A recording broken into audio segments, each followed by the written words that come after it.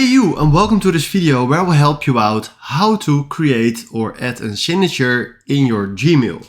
And we want to do this many times, so we want to create a signature for more users. So what we first need to do is go to settings, see all settings, and then scroll down to signature right here, and then click on create new, and then we call this YouTube.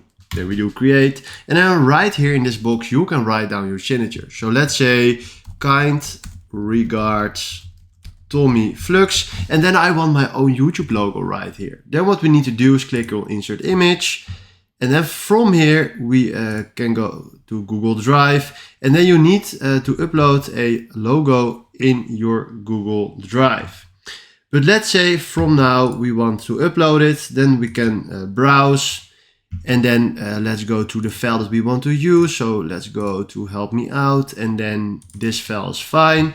Then we upload this to Google Drive, and then right now we do allow, and then boom, here's standing my logo. Then we click on the logo and we do small size, and then right now my logo is standing behind the kind regards right there. So this is now a signature. Then we click on save changes. And then right now we go to compose, and then we write down, let's say something to my mail, and then we do test. And then right now we click on insert signature, and then we do YouTube.